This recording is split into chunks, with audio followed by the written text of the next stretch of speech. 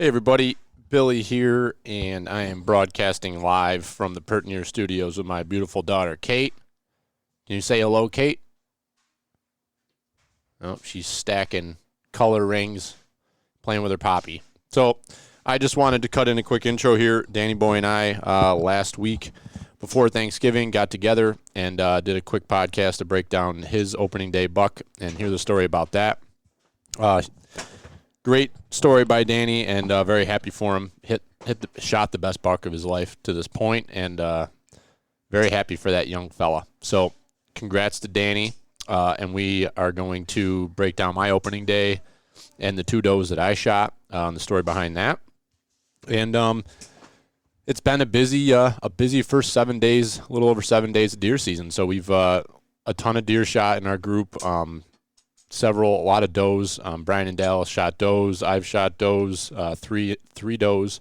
Dallas has shot 3 does. Brian shot 2 does. The guns were active on opening day from the 3 of us.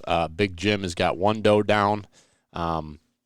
We've all kind of passed on some smaller bucks. I actually passed on a buck and then shot and missed at the same buck, and I've convinced myself that was divine intervention. My bullet was not supposed to hit that deer. That was Thanksgiving morning. And then later that day, passed him again, and then saw him on Friday evening, and I passed him Friday evening as well. So I'm trying to pay it forward so I can get my opportunity at a big mature buck. We'll see if that happens one of these days. I sure hope it does. But no big bucks as far as the immediate group goes. But, well, I shouldn't say that. Yeah, as far as the immediate, 4 or 5 guys you're used to hearing from on here. But I posted pictures up of the buck that Brad shot on Sunday morning, I believe it was, or Saturday morning, excuse me. Brad shot an awesome buck out in Pavilion. So posted some pictures up of that. And on Thanksgiving morning, Greg shot that awesome buck with the split brow tines, the double split brow tines. So definitely been some big bucks knocked down, but doesn't seem like an overabundance being posted online of people knocking them down quite yet. So what we've seen is it's been very, very slow unless the deer are made to move. And when I was out Friday night, I only saw 3 deer. All 3 of them were bucks, but they were just kind of moving across this open cut cornfield. And then last night I got a sit in, so that would have been Sunday night. Sat for the last hour of light, and then had 4 does come out right at last light. They basically waited right until I think it was like 5 minutes to 5, and had a doe step out, and big doe in the cornfield at the food plot over at the farm, and touched off the 7 mag, about 160-yard shot, I think is what Brian said it is, the middle of that food plot. Went back last night to look for her after dinner in bed with the kids, and just gave her a little bit of a haircut. It looks like there was no blood. Tracked her for quite a ways. When we were going in there, jumped to a group of 3 does that were on the corn food plot, and then also had trail cam pictures of some does immediately after that between when I shot and when we went out there to look. So I'm guessing it's a clean miss. I'm kind of questioning myself a little bit about my gun because I missed that buck and then I missed this doe. So I don't know. I'm a little perplexed. I got to get over and shoot the gun a couple times before we head to Pennsylvania end of this week because I don't want to have a buck in the hardwoods down there after busting our butt and miss a shot. So I got to make sure that it's me and not the gun. If it is me, I just got to square that up. I've hit my mark on 3 does over the last week and feel good about that. So I don't know. We'll stay on the path there. I guess it is human. Yeah. Are you typing? Writing an email? Yeah. So dad life is the best life, people. If you haven't bred them, you should start breeding them because it's pretty fun. Changes everything in your life. I swear to God. So I'm going to leave it at that. We're heading out Thursday morning, bright and early, heading for Pennsylvania, and we'll be sun up. We will be releasing 18 savages into the PA mountains, and hopefully our best that we've done as a group was 2 years ago. We had 2 straight years of 6 bucks. I think we had 12 guys each of those years, so we were about 50%. success rate. So last year was down. We did not do as well last year as we have in the previous 2. So hopefully we'll get back on track this year. Looks like we should have good weather, cold, and maybe a little bit of snow or rain. Either way, we are going to get out there and freaking pound them. So excited about it. I'm sure we'll have some podcasts from those to share with you guys, and very much look forward to the remainder of the season. So thank you, everybody, for sticking with us. And if you could do us a favor, tell a friend, share about the podcast, whether it's on your social media or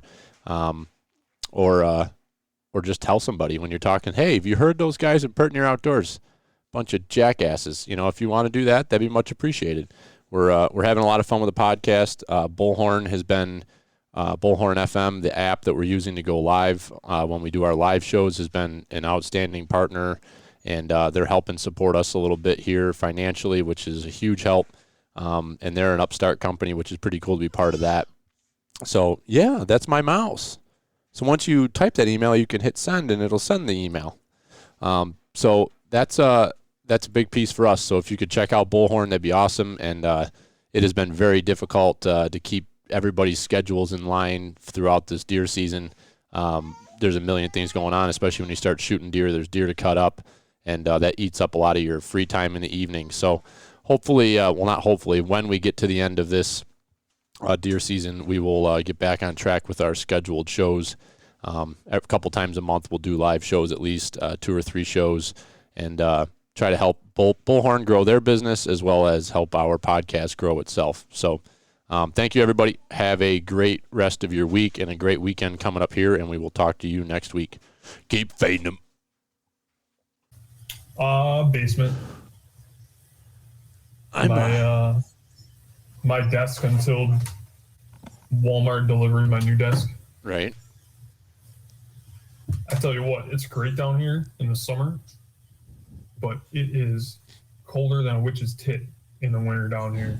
Don't tell me. Freeze my balls off. Don't tell me nothing about that. I just got to the cabin. It's like 28 degrees in here right now, and I was just freaking really struggling to get the fire started. That's a shocker to anybody that knows me. But she's going, I think. So I'm going to monitor here while we're talking. We're just kind of doing a little, we're going to give a little opening week update here, I guess. Got Danny Boy on. I forgot my editing equipment, or I brought my work computer, not my personal computer. So I don't have the ability to edit the podcast. So we'll just we're going to roll right straight into it with no intro, no editing. So don't mess up on anything, Danny. Not that we ever edit anyway, but welcome to this week's podcast, week 7, Breedinum Radio, if I'm counting right. So what's up, buddy? How much? Nice day out there. Brisk. It is. Should be a good next couple days. Yeah, I don't know. I'm kind of partial on that. I think it's been real slow from everything I've been seeing and hearing from other people saying is that the hunting's been pretty slow. The natural deer movement's been a little lackluster, but I think the key the next couple of days, I mean, today is kind of quiet, but tomorrow and Friday and Saturday is going to be all about hunting pressure. It's a lot of family tradition type stuff, people that get out there and do deer drives, and that's kind of the name of the game for me over this next few days of gun season. I think you got to kind of bail on any of your standard operating procedure and just go right after it and join the pressure. That's my game plan. Yeah. I guess I haven't even looked at the weather, to be honest. But it's supposed to warm up. I mean, today's supposed to be almost 50. Tomorrow's supposed to be in that range too. So it looks like a cold front coming through tomorrow during the day and then dropping down into the, I don't know, it's supposed to be cold, Friday and through the weekends. I mean, the weekend, is going to be better weather-wise, but we might get a little bit of snow Friday too, which is good. Looks like maybe a northwest wind, a little snow off of Lake Ontario, Lake Erie, so that'll be good. Friday looks money. Friday looks really good. Yeah. I'm looking forward to getting in the woods Friday. I'm looking forward to getting in the woods every day. So let's talk a little bit. I'm really starting to. What do you want to talk about? What were you gonna say? I need your full attention. What are you doing? Uh, Spreadsheets over there? no, I was just looking at the weather. Oh, you're looking at the weather. Okay. I'm good. You got my attention. All right. My camera's over here and my. Oh, I see what you're saying. I see what you're saying. That's what you got going on. So let's walk through. I want to talk with you about your buck you shot. Outstanding buck. Anybody that follows us has seen the picture. I want to go through kind of the story of the hunt because the story is pretty awesome, but I also want to talk a little bit about how much work you've put into that piece of property. I mean, that's kind of been your focus is to shoot a good buck off of that property for the last few years now anyway. So run us through it. Yeah, I guess I'll give the background story a little bit. Is I've hunted this place the last 3 opening days. Last year I shot a buck closer to home in archery season, so then I kind of focused on this spot during gun season, but I still hadn't really learned it that well. I was going down there and not having very good sits, not seeing a lot of deer. And I think a lot of that was just kind of my first year being mobile and not being very good at like having a spot set or being able to get into a tree efficiently, whatever it was. But this year I wanted to kind of focus on having spots I was going to go to and focus on getting into the tree and being able to sit and just see deer and not spook deer and just, I don't know. I just wanted to put a lot more work into it. I was trying to figure out how I found this spot where I got this deer, and I think it was a day I took off last fall in gun season.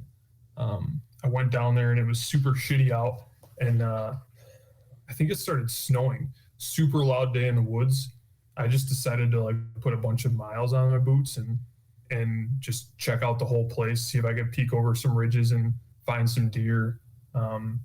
I think that was when I first hung a camera in this spot, but this spot is weird. It's got all these low hanging branches with scrapes, and there's got to be 5 scrapes within 30 yards of each other, probably something like that. And they're all these, I don't even know what kind of trees they are. There's these spindly low hanging trees, and the deer freaking love it in there. I don't know what it is. Are they pines or like actual trees? No, there's leaves on them. Not pines. I have no idea what they are. Real spindly looking things. But I put a camera there last year and I realized it was a piece of shit. It was an old, I don't know what kind of camera it was, hand-me-down something or other. And I got like a couple pictures, but nothing great. So I kind of kept that spot in the back of my mind. And then over the summer, I started running cameras and scouting there. You kind of know I got on a buck that I was pretty excited about. And I had pictures of him last year. And I found a spot, kind of an overlooked spot that I thought about. It's kind of it's like a 20-acre CRP field, basically. And I found a sweet scrape there. And the reason I found that was because this buck I put into a spreadsheet where he was going and coming from. And my one camera, I caught him always heading into that one spot. So I just kind of said to myself, I had to scout this spot that I just kind of overlooked. So I ended up finding a real nice scrape in there and putting my camera on it all summer. And that was kind of when I turned up that buck that I've been trying to shoot or get after all year. Mm-hmm. So I had consistent pictures of him. Coleman, he's like a real wide 8, 9. And I had tons of pictures of him, and that was kind of what led me really to hunt the spot where I hunted opening day. So maybe like 2 weeks ago, I was on to that nice buck. We were texting that morning. It was Monday morning, the whatever 15th or something like that. I took a half day. I think I hunted Sunday morning and Monday morning. I drove down there, and I knew that buck was traveling. Deer on this property are traveling north to south, and I knew I could get in early and have a shot at that buck either Sunday or Monday morning, heading from food to bed. They feed north and bed south. What I kind of gathered from the property and my cameras. Oh, really? 10 o'clock in the morning. Wow. Seltzer. Seltzer. Okay. I needed that. Hard seltzer? I wish. No. You're on the clock. Okay. So. No, I'm saying like you're on the work clock, right? Oh, yeah. Well. Yeah. So I'm kind of still mad at myself. I had a great maple tree I was in. I hung a stand there Monday morning, and the deer were coming off of that scrape where I had a camera and heading south. For some reason, we had a west-northwest wind. We had a cold front Sunday and Monday, and those deer were very consistent on cold fronts where we had like a 10 to 15 degree drop in temperature. I'd get them feeding, heading south without fail. It was like November 3rd or 4th this year. I had the same exact situation. Good drop in temperature, 2 straight days of cold, and I had those deer on camera. So Monday, that deer played the script perfect. And I guess I'm kind of kicking myself because it was a west wind and I hung my stand a little too far to the west that day. Mm-hmm. So he came through 75 yards to the east of me, and kind of I think he caught my wind and just took off that week Monday morning. So that was a bummer, and I guess lesson learned, I probably should be a little more downwind on that hunt. Mm-hmm.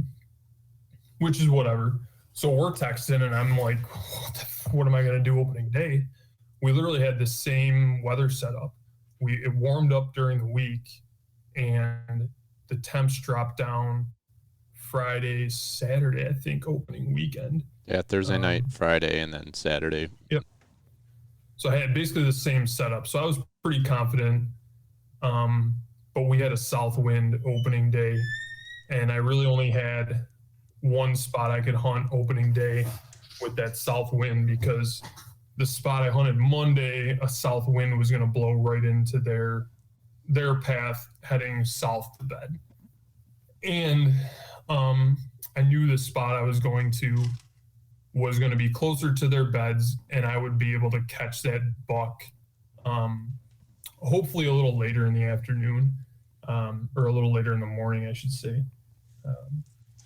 So really, that was the only shooter buck I had on camera, 1 or 2 over the course of a month, probably.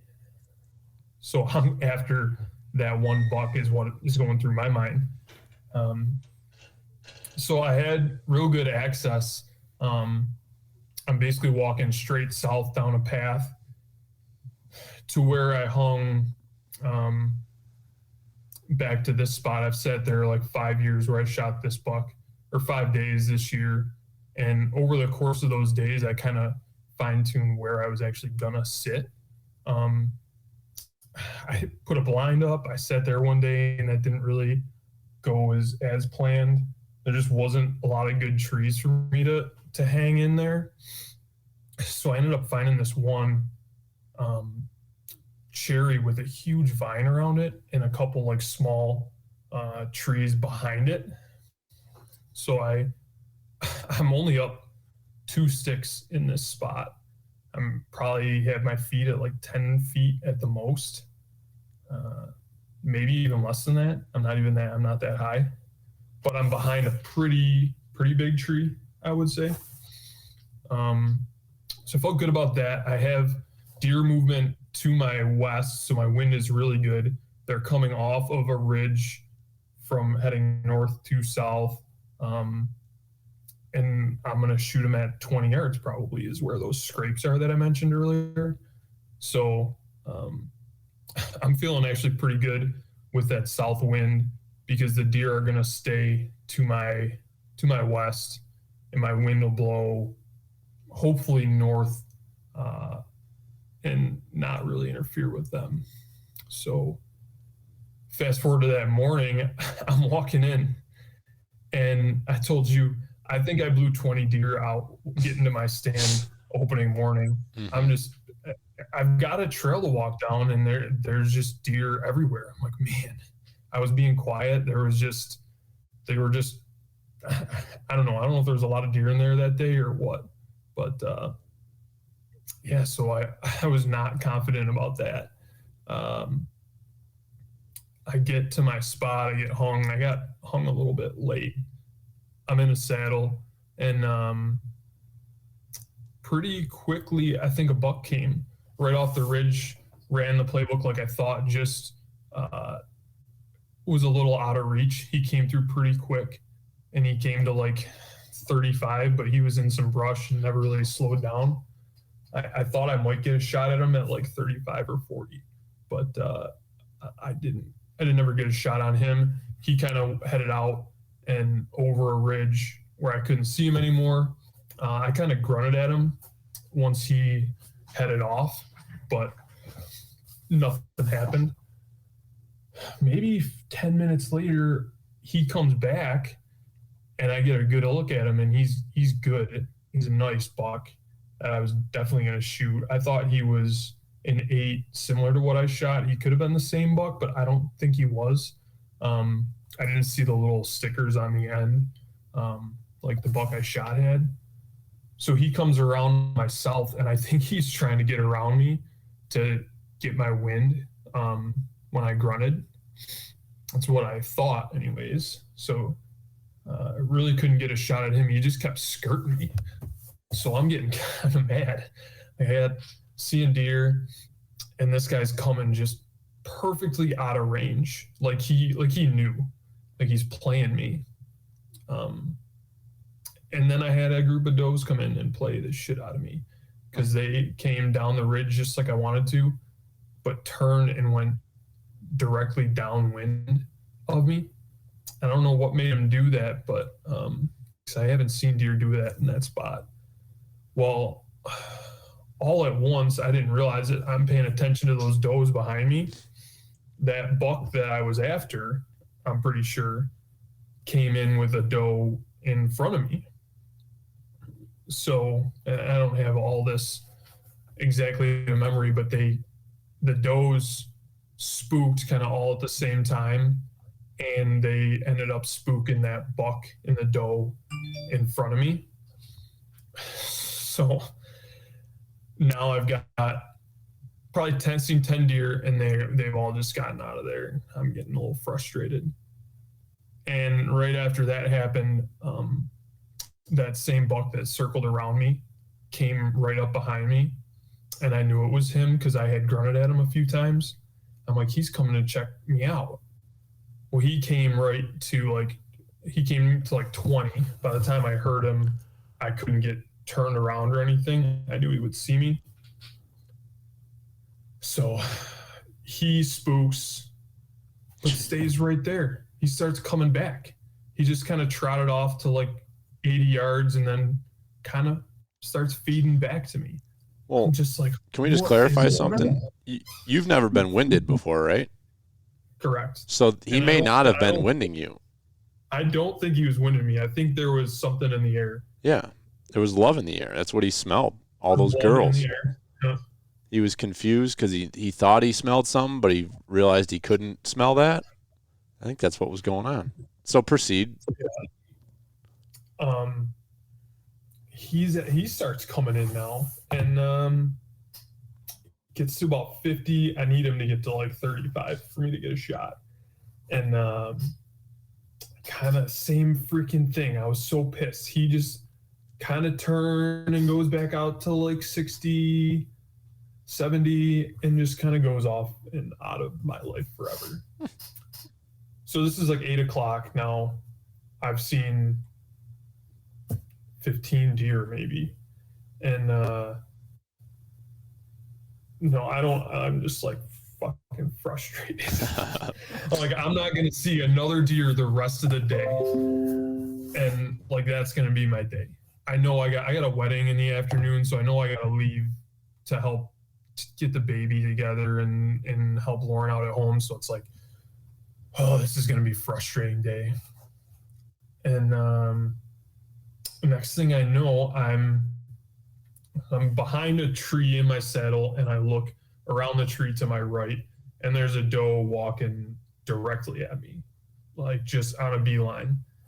And I'm watching off the ridge in front of me, and there's more coming.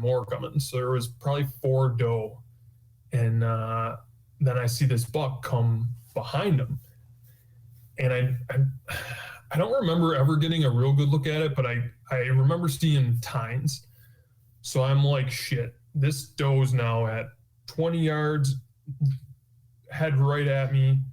I'm like, I've got my crossbow. I gotta get my crossbow off the hanger and just be ready to shoot. So I don't know, I got a lot of shit going through my head, but I pull my crossbow off, and I just kind of kept it right against the tree. I didn't want to like do a lot of movement. I got it off the hanger, and I'm just kind of holding it there.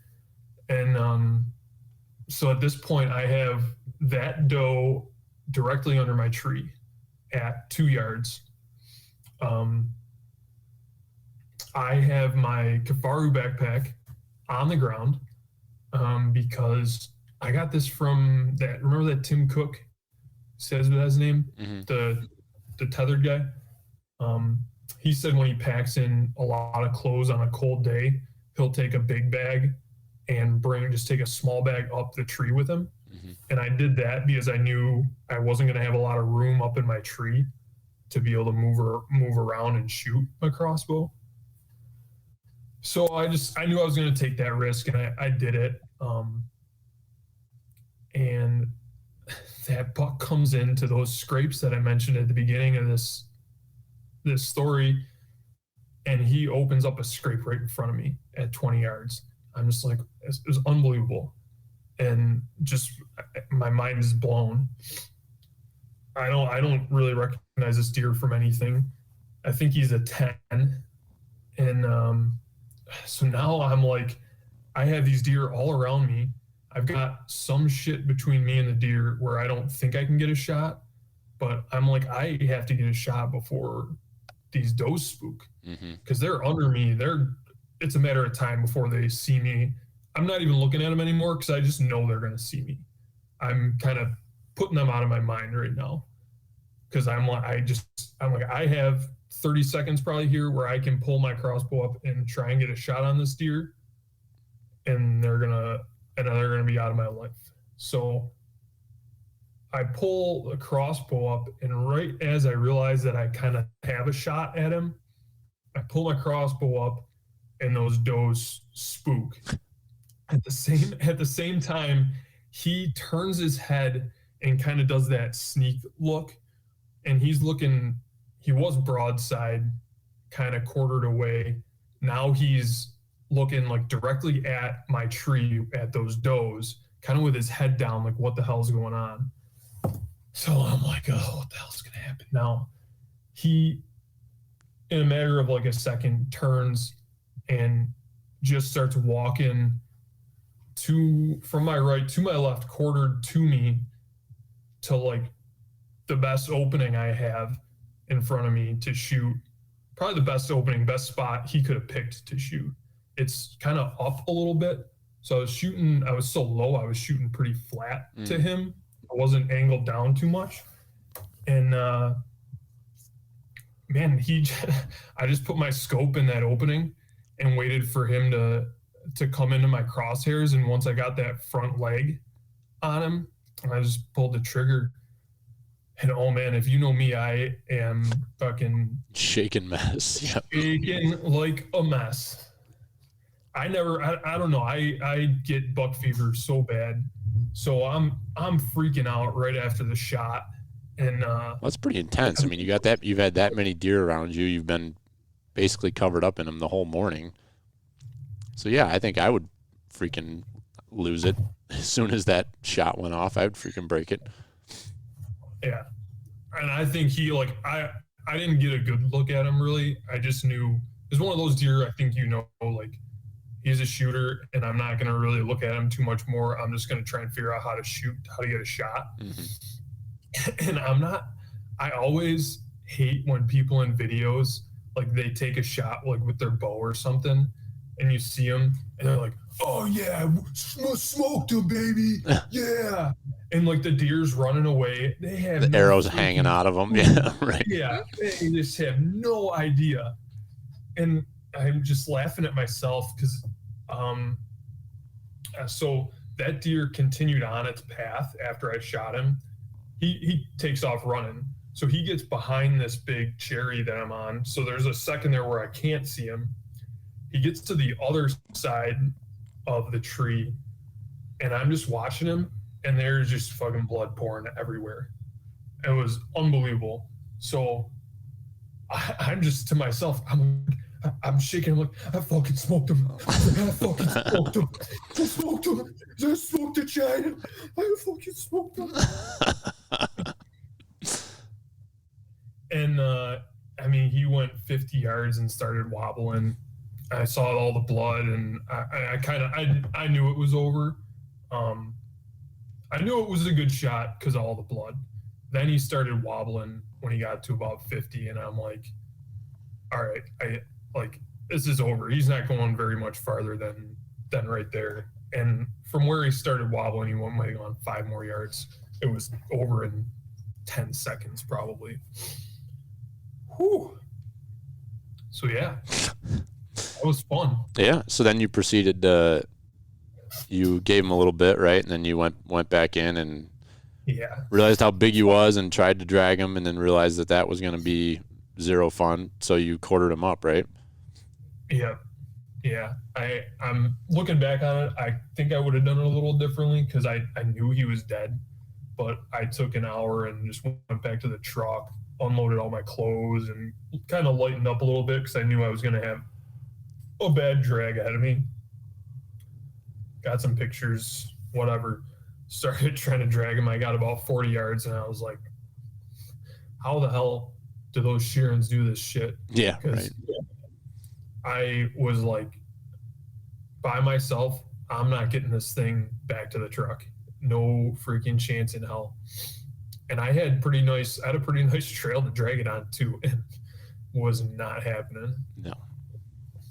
So yeah, I got a wedding to go to, and I'm like, I gotta get home.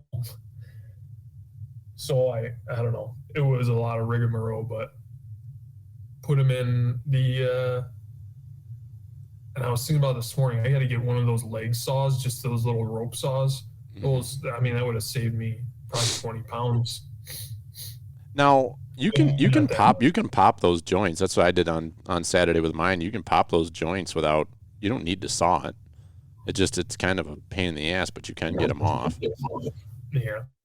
But I do agree. Like I got a little I don't know, like 4-inch bone saw or whatever that came in one of the Rocky Mountain Elk Foundation. You know, you spend $40, they give you a free knife set. I got like 7 of those, and that little thing works great because you can just rip that thing back and forth 3 or 4 times and get right through the cartilage and stuff there and break that loose.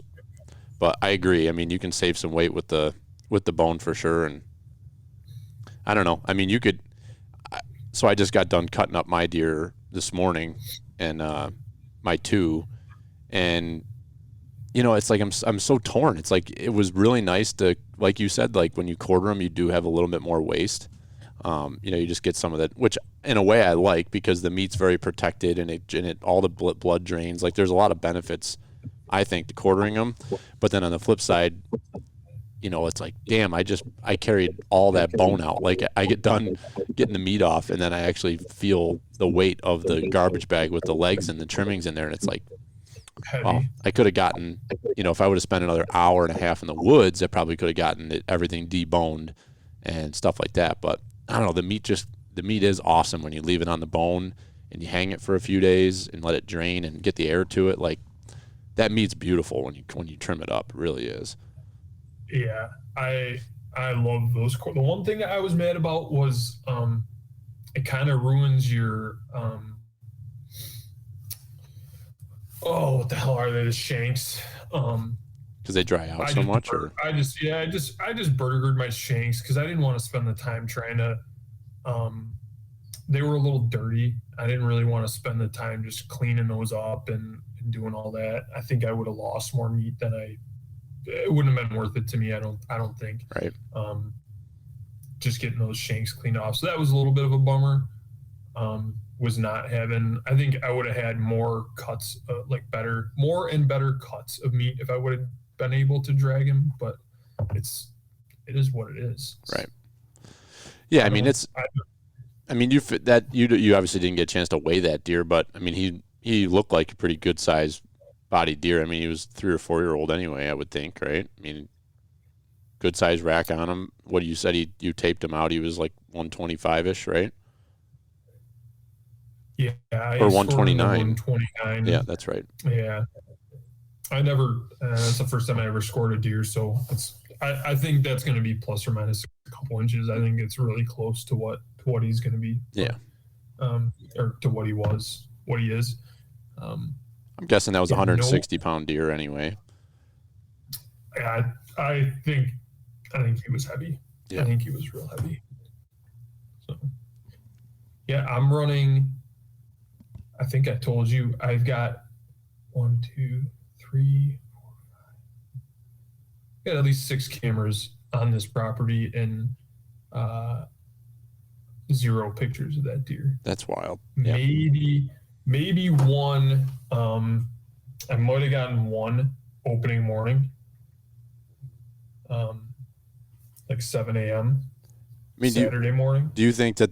I mean, I know this piece of property. It's a crossbow only, archery only. You can't gun hunt, and you have to have access to it. But do you think that? Do you think that there was hunting pressure around that might have moved some of those deer into you, or do you think that this was just all natural movement? I don't know, because he came in not super early. So like those, I guess I don't know if those does were one of the groups of does that I saw that morning, and he just kind of smelled them from a neighboring property, and like I really don't know. He came from where all those other deer had went. So I don't know if he was just like over there and never really traveled to that area and got on a hot doe, or I wish I knew. I don't think those people were pushing. They might have, I will say a lot of people in that area only gun hunt or like don't archery hunt a lot. So I think kind of to your point, they might have pushed deer off their property. I'm seeing more deer on camera this week now, bucks and stuff that I haven't gotten pictures of before. So I think that place maybe houses some bucks once neighboring properties get permission. But there's some big ass chunks of property around there that's private that I'm not sure gets a lot of hunting pressure, or they're smart, but I don't know. I talked to one guy when I came out. It was 10 o'clock and he was already done for the day with his hunt. So I don't know. I think it's. Yeah, I think there's a lot more people than we realize that are just casual hunters. You think with us, it's like you're freaking. I mean, granted, you had something to do Saturday night, so you had to get out of there. But me and my family, like when it's opening day, I mean, even most of deer season, it's like, well, I'm gonna hunt as much as I can all day Saturday, all day Sunday, especially opening day. It's like that's a day you just don't come out of the woods in our circles. And I was kind of surprised. I mean, we had so much. There was a lot of hunting pressure up in the piece that we went to on opening day, and we come out at dark. You know, we got there at 5. It was like 5. It was like right at 5 a.m. and we were the last 2 vehicles that would fit into the parking spot, and it can hold about 4 or 5 vehicles. And then there was other vehicles parked along the road up closer to the trailhead, and like I'm like, holy shit! Like there's a bunch of people in here. And walking in, we seen a couple headlamps, and but once we got higher up on the hill, there was just a trace of snow on the ground, and there was 0 footprints on the ground. So like we were alone up in the very top. But I guess I'm not surprised, but it's, you know, it's just kind of like telling and something to note that, you know, yeah, there might be a shitload of people there first thing in the morning, but they're out of there by 9:30, 10 o'clock, and they're done hunting for the day. So don't bail on it if stuff hasn't happened for you yet. And that's kind of how opening day went for us. It was pretty slow in there. We saw a bunch of deer just like you did, and I have to wonder if that was kind of because of the full moon. The deer were up throughout the night, and they were up late because the moon wasn't setting until like 9:30, 10 o'clock in the morning. So, you know, I do kind of pay attention to the moon and when it's rising and when it's falling and stuff like that, overhead and underfoot. And there was a lot of deer up and moving, you know, at that between 5 a.m. and 6 a.m. when we were walking in with our headlamps on. And I was like, okay, noted, like there's deer hanging there. And we jumped and saw a few deer that were very close to where we were going to set up. And then it gets to be first light, and really there was not many gunshots at all. Like it was pretty quiet in the woods. There was a few shots here or there, but nothing like crazy normal, like you normally have as soon as it's legal shooting light. I mean, usually it's a flurry of gunshots for that first half hour, 45 minutes of daylight anyway. And it just wasn't that. So, you know, you kind of sitting there and it was cold and you kind of getting a little bit frustrated that you hadn't seen anything yet. And it was closing in on 8:30, quarter to 9. I think I looked at the picture I took and it was like 8:52. But I caught, all of a sudden I'm sitting there at my little post on the ground. I stand at this little spot I found, and it's the hill drops off on each side of me, and I'm standing behind this giant oak tree that I'm standing right behind, and then there's another oak tree right next to it. And I just catch movement right straight above me, coming out like right at the top of the hemlocks, right where it meets the hardwoods. And here's a doe, and she's like, I don't know, I'm figuring it was about 60 yards. And I didn't have the gun ready or nothing. It was just up against the tree, so I just grabbed the gun, and like I was in the mode on Saturday that I was shooting does until my heart was content.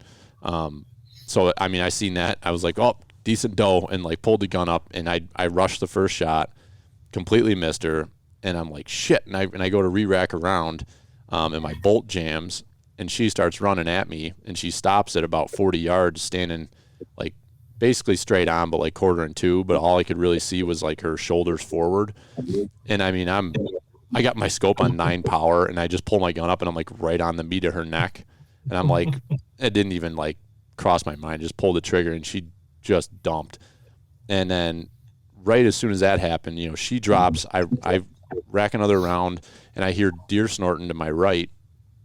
So I swing to the other side of the tree, and I'm watching over there, and I see a deer coming down into the hemlocks with me, and I'm watching her, and as soon as she clears the brush and the kind of the undergrowth she was in, I rushed a shot on her and missed the first shot, and I'm like, son of a bitch. So now I'm down to one last round in my gun, and at this point it's just like pure mayhem, and me personally, I love it when that happens, because it's like, I've had it happen to me in Pennsylvania where like all of a sudden shit happens when you're not ready for it, and like it's just chaos, So I got one last shot, and she runs down further down into the hemlocks, and she's at like a perfect level point straight across from me, across the creek, and I put it right behind her shoulder and touch it off, and she went down right out of sight. But when I hit her, I knew she was going down, and then it was just a matter of, I couldn't see her, but I knew she was down.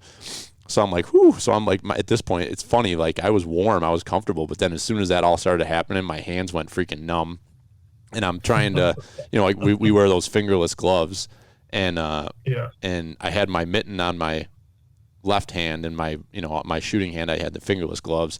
My fingers were freaking numb, and I'm like fumbling through my little pouch on my bino harness to get my other rounds out to try to load my magazine, and I get like 2 more rounds in there and slap it back in because I don't know what's coming. I mean, I was planning on shooting every doe that I had 3 tags, so I was going to shoot 3 does if I had a chance, especially first thing in the morning, and or a buck.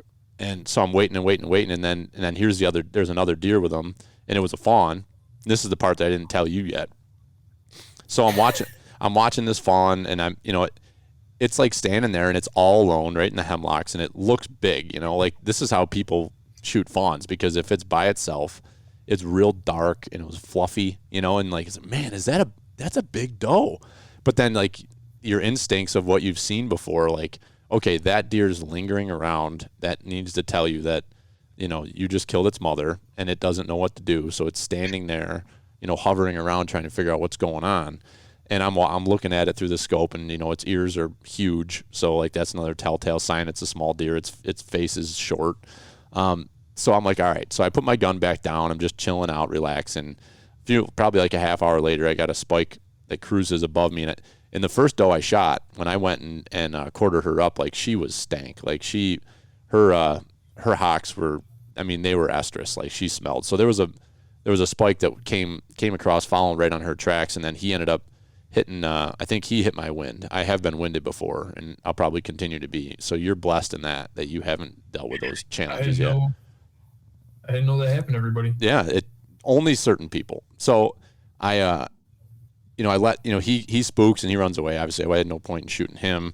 So I'm just standing there, and it's probably like 9:30. It'd probably been like going on an hour since I shot my deer, and straight out in front of me, right where I shot the second doe, all of a sudden it's just a gunshot. It's like boom, crack. Like when you get those gunshots that are pretty close, like, and if they're pointing in your direction, you kind of get that muzzle, like the blast, like you hear it. And so boom, crack, and I'm like, oh shit, and I like duck behind the tree, and because I can't see the hunters, and so I don't feel like I'm in danger, but I'm gonna get myself covered up, So I peek around the tree to see what they're shooting at, and or see if I can see them. And all of a sudden, I see the fawn come running up the hill, and they had missed it. Yeah. And then all of a sudden, here's another shot, and they hammered at that time. So the thing goes down, and I'm like, holy shit! I'm like, well, so much for me letting that yipper go, giving that thing a chance to grow up. So I'm watching, and here come the 2 hunters, and they're just hustling right up the hill, like they had seen that they hit the deer, but they're just getting from point A to point B, and they're walking right together, and I'm watching with my binoculars, and they're about 100 yards from me, and I can see where the deer's laying that they just shot. I mean, it dropped right in his tracks, and they come walking up the hill, and they walk right past the deer, and I'm like, so then I step completely out from the tree, and I'm wearing all orange, so I start waving my arms, and they see me, and they're like, oh shit, like there's a hunter over there. And then they're like looking at me, and I'm waving my arms, and I'm like pointing. I'm like, there's a deer, the deer's laying right, you just walk right by it, like turn around. And they're like putting their hands in the air. I'm like, turn around, the deer's right there. So they turn around and look, and they're like, oh, like you can see them like reacting to it. Like, oh, okay, there's a deer. So they go over to it, and the other guy, one of the older gentlemen, turns around and looks down the hill, and he sees the second doe I shot laying there belly up, like blatantly obvious, laying there dead up against the logs. And so he starts walking down there, and I'm like, I wasn't going to go over there, but then I see him walking. I'm like, well, shit. I'm like, I got to go over there because I can't, they shot twice. I don't want them thinking they hit that one too, So I walk over there and start shooting the breeze with them, and they're like, did you shoot that deer? I'm like, yeah, I shot him about an hour ago. I shot 2 does, and like, wow, we didn't even hear the shots. They were working up the ridge, and so we start shooting. We're shooting the shit, and I congratulate him, and I'm like, well, I'm gonna go back down to my spot and see what else happens here. The day is young, and so I go to say goodbye, and I go, my name's Billy Harvey, and the guys give me their names, and I look at them, and I'm like, they say the name is like, well, do you know a guy by the name of Butch that has the same last name? And the guy's like, I am Butch. I'm like, huh? So it's this guy is I've met him when I was much younger, but he went to high school and he's pretty good friends with my Uncle Chris. So it's like all of a sudden he's like, well, what the F are you doing here? I'm like, well, what the hell are you doing here? And so it was a pretty funny exchange. It's like, what are the chances that you're, a mile something from the road on public land and you run into somebody that, knows your family and that you've met before and had no plan of being in the same place at the same time. So it was pretty funny. We exchanged phone numbers and he was telling me some stories about some other stuff, and he had hunted that property way back in the day before it was public, and it was pretty cool. It was a pretty interesting way to finish that. But then, so I went down, I waited about an hour longer until about 10 o'clock. And then I went down 10:30, went down and started quartering my first doe. She had slid down on the side hill, a pretty steep spot. So I went down there and started quartering her.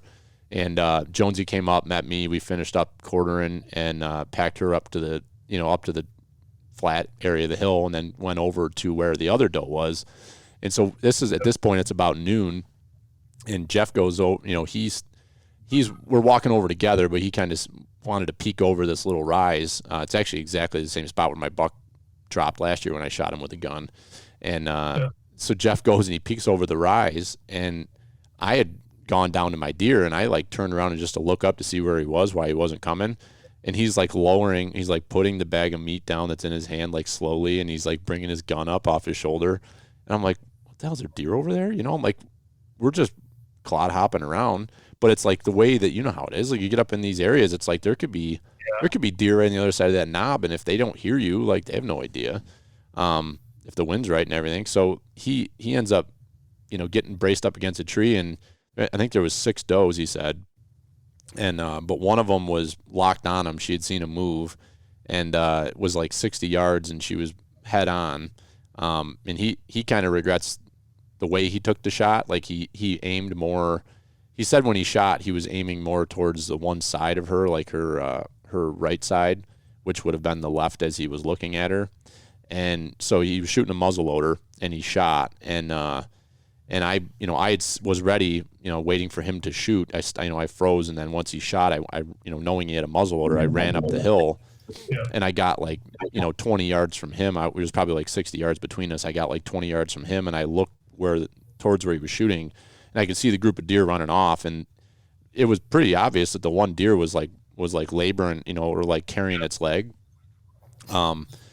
So we both felt really good about it, and I mean he's only been hunting for a year, but I mean he's been pretty successful, and especially with the gun last year. He shot 3 deer in muzzleloader season in one day. I mean he's comfortable shooting the gun, So we went and took care of the other doe, gutted her, and then dragged her up to the creek and cleaned her up a little bit, and then dragged her up the hill so she was a little bit closer to the logging road for me to drag her out. And we went over and started blood trailing, and so we had given the deer about an hour-ish since he shot. And he stood right where he was standing, and I went and stood, he walked me into where she was standing when he shot, and there was no hair, there was no blood, there was no nothing, but you could tell where the running tracks were in the leaves. So he stayed on the track. That was what we assumed was her, and then I went down through the timber there. I just kind of got on another deer trail to follow that and see, and there were some fresh tracks in that because there were several deer together. And he ended up, it was probably about 100 yards or 150 yards from where she was standing when he shot. He started finding some drops of blood, but it wasn't excessive amounts of blood. So we just kept following the track, and for probably about 100 yards there was continuous blood, but it wasn't anything it was no vital lungs or heart blood or even liver. There was not a lot of blood coming out, and it appeared to just be almost coming down the leg. So we continued following it, and we spent about 2 hours, and then the blood dried up after that 150 yards of blood that we had. You could tell the deer came, and she walked up to the edge of the hill where it dropped off onto the side hill, and she stood there for probably a few seconds because that's where the largest collection of blood was. And then she turned and she wanted to go downhill but didn't want to go downhill. And then she, turned and went back off on that same elevation line and just stayed going west. And Jeff stayed on her track the whole time, and and never found another drop of blood. And I circled around and around. I was kind of doing circles. I backtracked to see if I could get like now that we know where the blood trail is, like what direction was this deer trying to go? Like we both felt really good about the fact that we put the effort in, and it was not a fatal hit. It was probably a meat hit, or he may have hit lower in the leg and broke the bone or something. We'll never know unless we catch back up with that deer someday. I'm sure she's fine. There was no bed, there was no nothing. All that whole group of does was just completely gone out of the area. So that was kind of a bummer. I mean, we could have had 3 deer there in the one day, and the rest of the afternoon was a little bit slow. There was no hunting pressure up in there. There was no shooting. It was pretty quiet Saturday evening. So it was a fun long drag out of there. I had the first doe in the pack, physically in the pack, and then I dragged the other one out. And thank God it was downhill, or else I probably wouldn't have done that. But you can't beat. I had posted the picture on Instagram of dragging the deer. I mean, I've done that now with 3 deer that I've shot up on that hill, and yes, it is downhill, so that's the beauty of it. But for me, dragging, like I don't have overly like strong. I mean, I can't imagine some people have hands strong enough to hold on to a horn or a leg for like an extended period of time, or even if you're pulling them with a rope to like hold on to the rope, like your hands get tired, Yeah. So like that method of hooking I've always had my saddle rope with me. If I'm going to plan on being in a situation I'm not hunting with a saddle, like I didn't even take my stuff in, but I took my tether with me and I tied that around the neck and carabinered it to the grab handle on the bottom of my pack. And I mean, it's beautiful, man. But so much leverage. It's coming right from your hips. That belt is freaking sturdy as hell. So, I mean, I can't say enough good about that method of dragging. Like I have zero desire to drag with my hands. I did that when we were younger. Like we would drag, Dad would shoot something and he would say, all right, boys, here's a stick with a rope on it. And Billy and Jimmy, you drag it out of here. Like we did plenty of that, but that's, if I'm going to drag and I have my pack, that some bitch is getting hooked to that grab handle and I'm pulling that way. So I couldn't imagine even like with mine with 2 people grabbing the horns and trying to drag that for 3/4 of a mile. Like, hell no. No. Don't think it could happen. No. So that was kind of our opening day roundup. I'm super pumped for you. That's it's your best bow buck. You've really you pick and choose pretty impressively your times to hunt. I mean, you don't hunt that much, but I feel like you're spending way more time scouting than you are hunting. And the last few years you've been pretty lethal. Like, I mean, you shot the buck with your bow 3 years ago. The first time out with the crossbow. You had that shoulder injury on the western hunt, and then you shot the buck in the first weekend last year with your bow, and then you shot this one. And I don't think you've been out that much, right? I mean, you probably hunted 5-6 times. I've got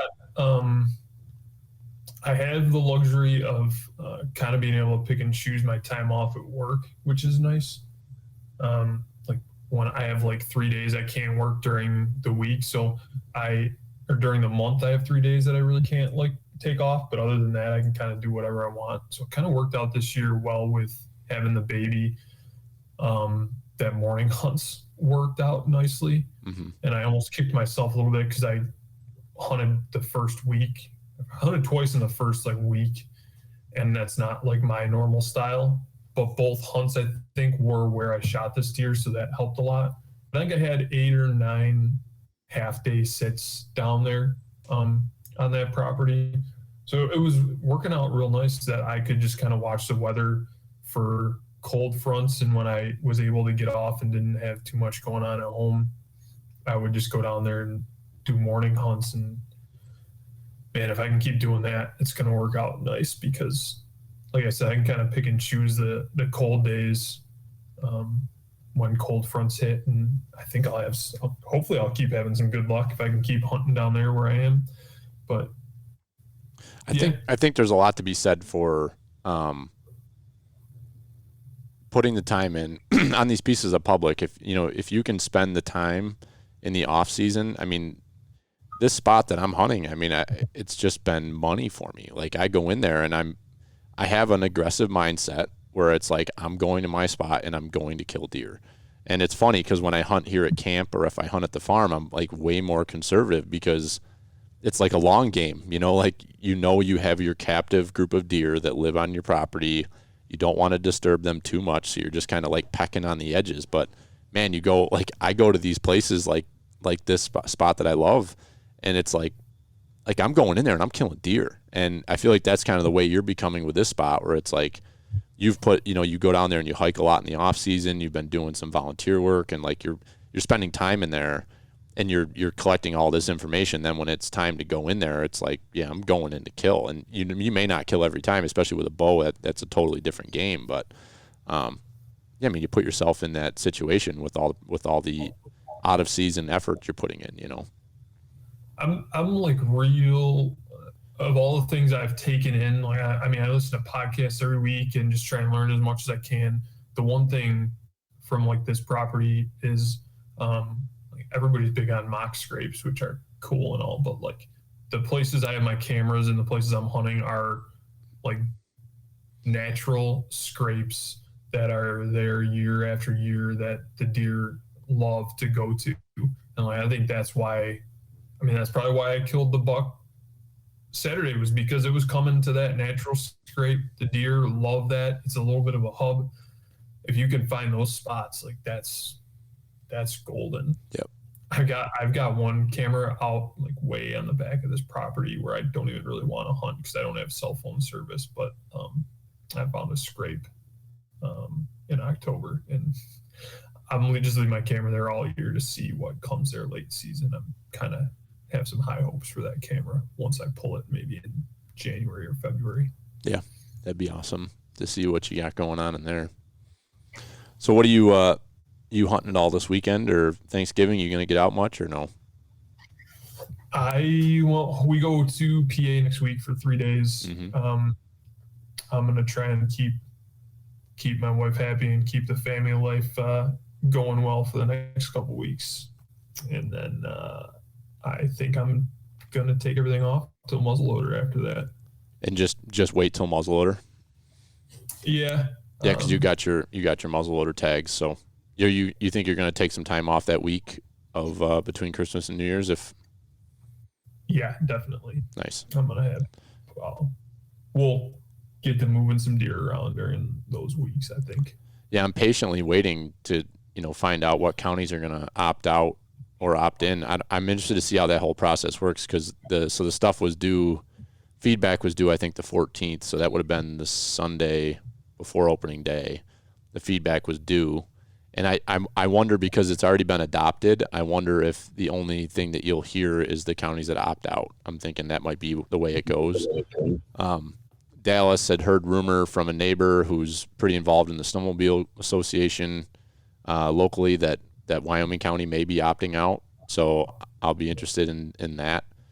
And we'll see. I mean, my thought is it's probably going to be, if there is any opt-outs, it's probably going to be in those snowmobile hot spots, Chautauqua County, Cattaraugus, southern, Erie County, Chautauqua, and hopefully, I mean, like I said to Dallas, I go, it would suck because I would love to hunt, if I have tags, hunt on the farm that week because it's close to home and the holidays and everything. It'd just be really nice.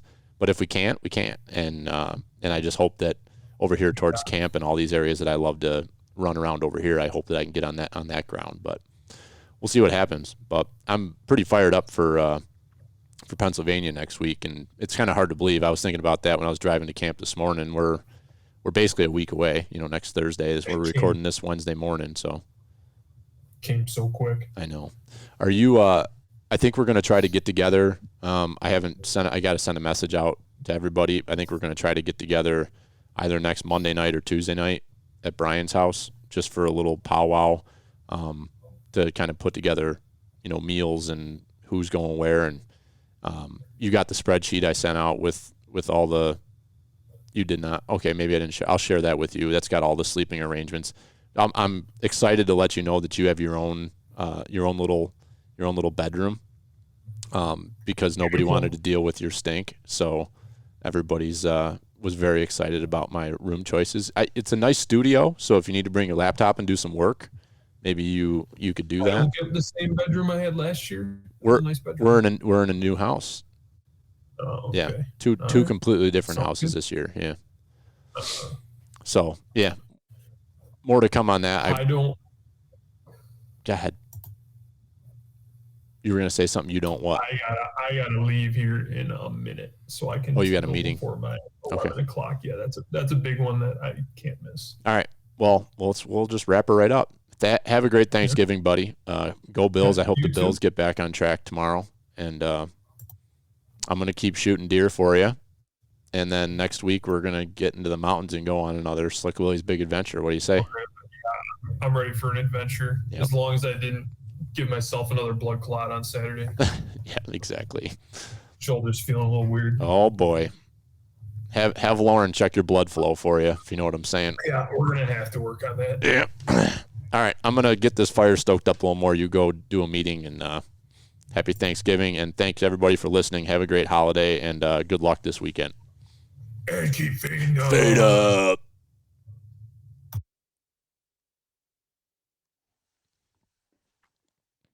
And we're going to close by giving a shout out to our friends over at the Huntworks. Did not mention them this podcast, so I wouldn't be getting my Venmo, but now I did, so maybe that'll still come through.